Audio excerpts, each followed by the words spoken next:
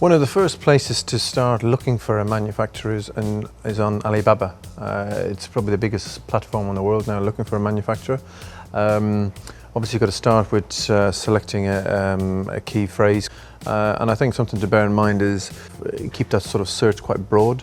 Sometimes you can find that maybe, for example, the Americans may call a product something completely different. So just bear that in mind when you are looking, putting in that key search. Okay, so when you go into searching for product, you'll find many products, which they can produce. Sometimes they will also list products which they've never produced before, in hope to obviously, capture your interest.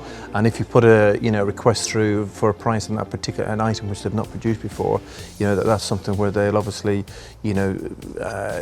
see if they can sort of actually produce it. So there's no guarantees that everything they put on their website they can actually produce. So that's just something to bear in mind. Yeah, I think another thing to bear in mind is when you've got a new product, people, when they're wanting a price from China, they often can go straight onto Alibaba and put the picture of the product onto it and let all the different vendors look at that particular product, so they can all send a price across or an inquiry. And all that does immediately is exposes your product to China completely.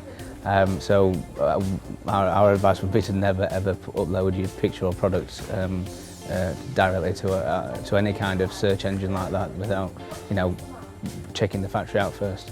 When you're negotiating on price, sometimes if you negotiate too hard, something will give. And what can happen is, although you're thinking you're getting what you agreed a price on, in reality is the factory may sort of change the specification in order to sort of allow them to still achieve their margin.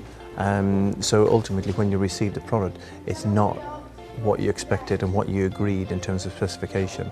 So there's a fine line in terms of how far you push them in terms of negotiation. When you're producing a high volume item, especially a high volume item, so where you could be talking tens of thousands of units, hundreds of thousands of units, you really need someone on the ground checking that before it's left the factory or even before you've paid the factory. Because the last thing you want is something coming in and it's just as small as a detail, which can be, really a disaster for the company. So just having someone on the ground to check that production is critical, when you're talking in large numbers. Thanks for watching. Watch more videos here. Subscribe here. Bit too much. Thank you for watching. Check out these videos here.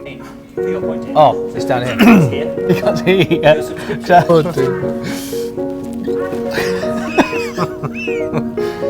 Subscribe here.